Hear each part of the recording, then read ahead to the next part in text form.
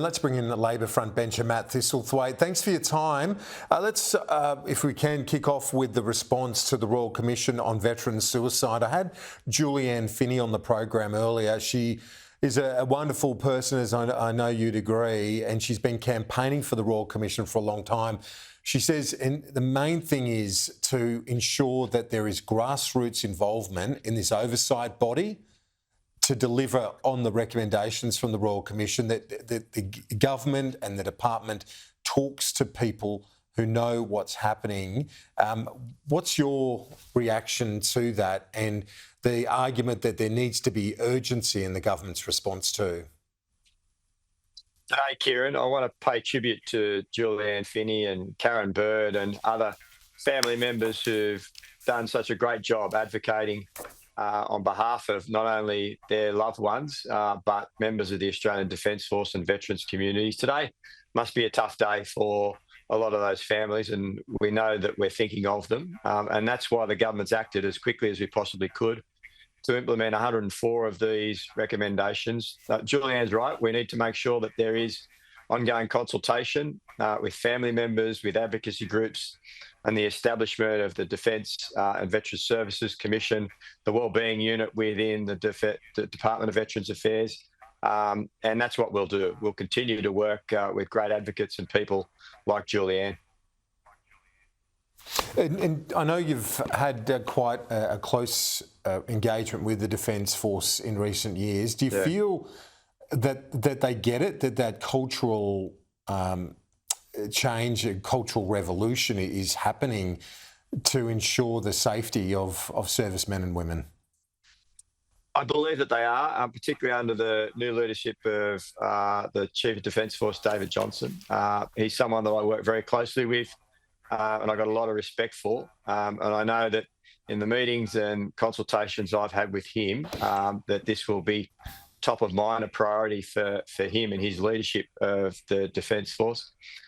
Look, it's a tough one, Kieran, because when you think about it, we train our Defence Force members to be warriors, to obey commands to the letter of the law, to work as a unit, as a team, and to put aside emotion, but by necessity in those battlefield scenarios and in theatres of war. And unfortunately, when it comes time to coming back from a deployment, to reintegrating with your family and the wider community, too many of our ADF members and veterans have struggled with that transition, and we haven't got the support right for them to make that transition back into civilian life. And really, that's what this Royal Commission's all been about, how we can provide better support so that those people who, let's face it, serve our nation, sacrifice their lives to keep us safe, we've got to do a better job. And we know we do, and that's why we're accepting almost all of these recommendations. Yes, indeed, and no argument there from anyone really that these are the people that need to be looked after and protected upon their return after everything that they do in defence of our nation. I want to, if I can, talk to you about the issue of cost of living, which is such a pivotal one as we head into an election year. We're not far from Christmas, but this energy regulator report, it shows the number of people on hardship payments is up this financial year. Thousands more Australian families struggling to pay the bills. Is this an existential crisis for the Albanese government if there isn't some dramatic shift heading into 2025? Here and I know, and every single one of my colleagues in the Labor caucus understand that Australians have been doing it tough with energy price rises. No one could have foresaw the effect that the war in Ukraine would have on international energy markets. It's not something that's peculiar to Australia. It's been happening throughout the world. But what we've done is we've tried to make sure that we're providing relief to families and small businesses and households without adding to inflation. That's been the great global challenge in economic terms, trying to get inflation under control in the wake of COVID and the war in Ukraine. And that's been a challenge for every nation. But we think that we got the balance right by providing that energy bill relief, the rebates. They're very targeted. The first round was targeted. The second round, everyone has received it.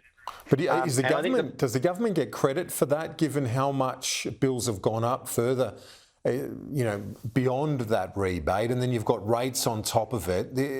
Really, it's a drop in the ocean, that rebate, that support, given how much, and I know many of your own constituents are struggling. Yeah, that's true. And when I'm out talking to people and door knocking, I think people understand that it's tough times. They appreciate the support that the government's giving them, but nonetheless, we know that that people are still doing it tough, and it's a really, really challenging time. But I think it's fair to say, and the Prime Minister's right on this, things would have been a lot worse if Peter Dutton had been the Prime Minister and they'd been in government, because they voted against all of those measures. So you would have had no energy bill relief, and bills would have been much higher than they ordinarily are now. Now, we know that we're not out of the woods, that we've got a long way to go, but I think that the plan is working, because there's evidence that the wholesale energy prices are coming off the boil, and that people are recognising that there is some support there to try and get them through this difficult period.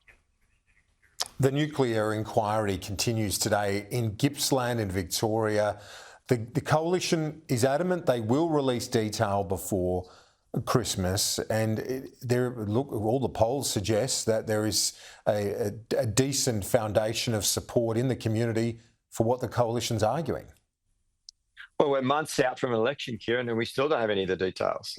We don't know what it's going to cost. We don't know when it's going to come online. And it appears from the inquiry findings that Dan Repicol is chairing that the evidence that's been presented, that a lot of local government areas weren't consulted, a lot of local farming groups in rural areas haven't been consulted. It appears that it's been a rush job and an alternative to try and avoid anything they can have associated with renewable energy. And that's not the way that you plan policy, particularly when you're talking about establishing a nuclear industry. One of the areas that they're looking at is the Hunter Valley. The course of the last 12 months, Kieran, we've had 3 earthquakes in the Hunter Valley. So naturally, residents in those areas are pretty concerned. Don't they deserve to know how the coalition are going to manage a challenge like that before they go headlong into building a nuclear reactor in an area that's susceptible to earthquakes? I think that they're the challenges that we've been trying to expose through this inquiry, and the Liberal Party and Peter Dutton need to answer. Assistant Immigration Minister Matt Thistlethwaite, thanks. Appreciate your time. Thanks, Kieran.